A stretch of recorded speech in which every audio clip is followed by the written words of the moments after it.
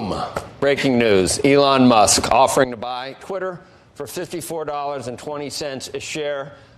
We said, what's he going to do now? Go home or go big? And we now know he's going to go big. All right, guys. So Elon Musk has submitted a formal offer to buy Twitter. Now, this comes as there was a whole lot of speculation about what Elon Musk would do after he rejected a position on the board of Twitter after purchasing a 9% stake in the company. Now, there's been a whole lot of stuff that has led up to this moment, okay? But the speculation that Elon Musk might buy Twitter began probably about 2 or 3 weeks ago, okay? It really ramped up as Elon was posting polls on Twitter. He's been trashing the company on Twitter. And that basically, made a whole lot of people think, hey, Elon, you got the money, right? You got 300 and some plus billion dollars. Well, in net worth. He doesn't actually have that in cash. Let me be clear here. I'm not trying to sound like a financially illiterate progressive, but your net worth would allow you to get the cash to buy Twitter. Okay, Twitter was worth only like 30-some billion-ish in that ballpark at the time in terms of market cap. So yeah, he could definitely do it, right? Now, at the time, I thought it was highly unlikely that Elon Musk would actually try to buy Twitter because the guy has a whole lot on his plate already, okay? He has a ton of companies that he's owned, that he's running right now, and I'm like, okay, Twitter, taking this on, this might be a little bit too much. But hey, apparently the guy really believes in free speech that much, and we're gonna talk about that later, right? But as you guys know, again, Elon had purchased a large stake. He was offered a position on the board, and then he denied a position on the board. And one of the reasons why he denied a position on the board, in my opinion, is because they was low-key trying to control him, right? It was a trap. If Elon Musk would have accepted a position on the board, he would have had limited influence in terms of the operations of the company. And he also would have been prevented from outright buying the company, right? And I don't think that Elon Musk rolls like that, right? I think Elon Musk is one of these go big or go home type of guys. You actually have to be in order to be a billionaire. Period. Right? That is a characteristic that you actually have to have. Okay. So that being said, I didn't think it would happen, but I'm also not surprised that it's happening considering who Elon Musk is at heart. Okay.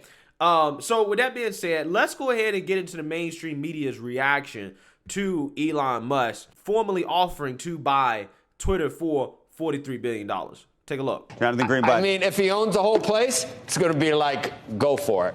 I think it's going to be, and the Orange Man probably going to be back, and this is unbelievable. The stock up 13%. Unbelievable, right? Jumping on this news. And by the way, how much was the stock up before? If we could take a longer-term look at the stock price, because just on this news, up by about 13%. The longer term, if you're looking back over the last couple of weeks, it was only a week ago Monday that we first learned that he'd built that 9.2% stake. Look how much the stock jumped. So you're talking about a stock that was at 36 or so, jumped all the way up to above $50. A comment from Elon in the SEC filing. It's to Brett Taylor, the chairman of the board. He says, I invested in Twitter as I believe its potential to be the platform for free speech around the globe. Wow. And I believe free speech is a societal imperative for a functioning democracy. However, since making my investment, I now realize the company will neither thrive nor serve the societal imperative in its current form. Twitter needs to be transformed as a private company. As a result, I'm offering to pay 100% of Twitter for $54.20 a share in cash, a 54% premium over the day before I began investing in Twitter, and a 38% premium over the day before my investment was publicly announced. My offer is my best and final offer, and if it is not accepted, I would need to reconsider my position as a shareholder. So, Twitter has extraordinary potential. I will unlock it, Elon Musk. There is the key. Right. This is the best and final offer. Take it or leave it. And if you don't take it, I'm going to sell all my stock too. Well, it's worse than that, actually, because he writes, if the deal doesn't work, given that I don't have confidence in management, nor do I believe I can drive the necessary changes in the public market, I would need to reconsider my position as a shareholder. So the other component of this is that he's effectively out. And that's part of a script that he was writing. Someone writes in to me, the only question is why didn't wait 6 days to announce it on 4/20 instead of on April 14th? Joining us now on the Squawk Newsline, Dan Ives of Wedbush. Is that enough? I mean, will this fly, Dan? I think this is basically going to put Twitter back against the wall. They're going to either have to accept it through a strategic process. But, there's really no way that Twitter, in my opinion, could reject this, because ultimately, from a fiduciary perspective, he put such a premium here, and obviously he has the cash, that now back against the wall, and really I think the street's going to read this as Twitter's going to get sold, and ultimately it's Musk that's going to buy it. Yeah, so I think I agree with that last analyst there in regards to his opinion on whether or not Twitter's actually going to get sold to Elon Musk. Because if you guys didn't know, the board members of Twitter, as a publicly traded company, they have a fiduciary responsibility to their shareholders, right? Basically what that means is that the board members cannot act selfishly. They have to act in what is the best interest of the shareholders. And the shareholders are in it for money, right? They're in it to make money,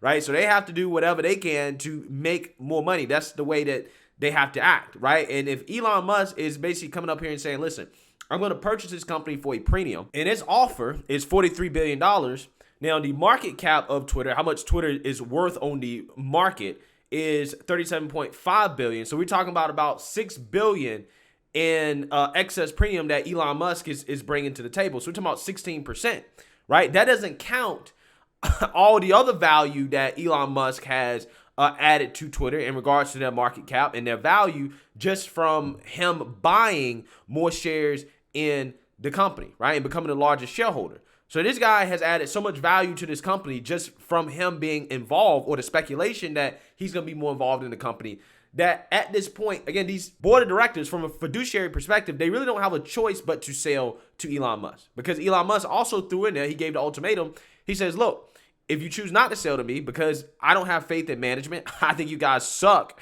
I'm going to sell all my shares. And if Elon Musk sells all his shares, then the stock is going to tank, right? It's going to tank. Okay. And these board members know that. And because of that, again, they really don't have a choice but to sell to him as things are right now, as far as what we know. So if I was a betting man, I would say that Twitter is probably about to get bought by Elon Musk. Okay. So that being said, what does this mean? Well, it means that Elon Musk is damn serious about free speech, right? He really believes that Twitter is effectively a public forum, which is the same argument I've made, okay? Even though it's a private company, it effectively has become a public forum. We have world leaders who use that platform to communicate. It is an official form of communications for governments, for companies, for a whole lot of people, okay? Journalists, like, that platform is so important, okay, to free speech. Right. And he's saying that in order to save democracy, right, he's using Democrat talking points here.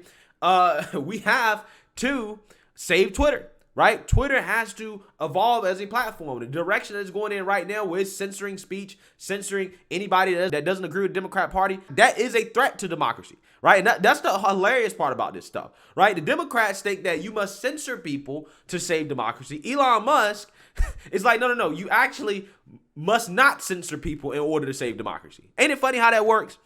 Ain't it hilarious how that works?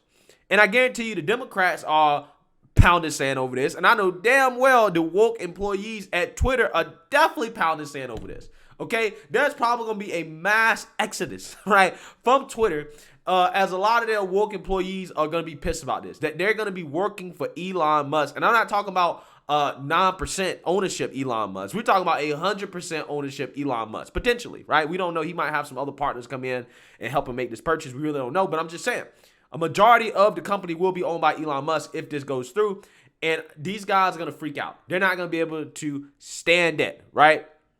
And if I was a bet man, I would bet that a lot of these woke people, the CEO, he's out, right? Anybody that's woke on the board, you're out, okay? Which hopefully trickles down into the actual company itself.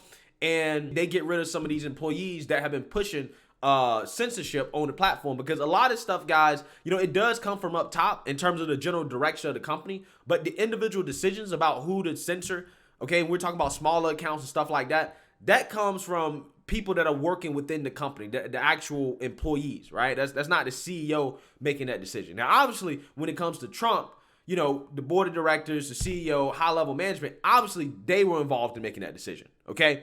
But when it comes to the censorship that is affecting, everyday people like me and you, accounts like Libs or TikTok, the Babylon Bee, those decisions are probably made by some manager that's a little bit high up in the company, right? Those are the people you really want to get rid of, okay? So with that being said, what that means is that there's a decent chance that Twitter is going to see some substantial changes that is going to be in the direction of preserving free speech, right? And this is a major, major, major victory in the culture war for conservatives. It just is. Even though Elon Musk is not necessarily conservative, in my opinion, I don't necessarily know if he is or not, but again, the guy at the very least seems to be more libertarian leaning. He believes in our fundamental rights. And, you know, as a billionaire, as a capitalist, he's using capitalism in order to preserve those rights. And this is what I actually like to see, right? I would much rather see this than government regulation, to be quite honest with you, okay? So I'm super happy that Elon Musk is doing this. I'm excited to see if this deal goes through, and if it does go through, what changes does this lead to? I have faith that Twitter is going to be a better platform, that hopefully Trump is back on the platform, and hopefully there's a lot less censorship on the platform as well too. And it can be the platform that is actually meant to be, because Twitter could be a lot better than it is, but I do think it's being held back by the censorship that is coming from up top and the Democrat Party. So with that being said, stay tuned. Stay tuned. Elon Musk, he's the real deal. He is the real deal. Let me know what you guys think. Make sure you like, comment, and subscribe. Most importantly, share a Black conservative perspective. Peace.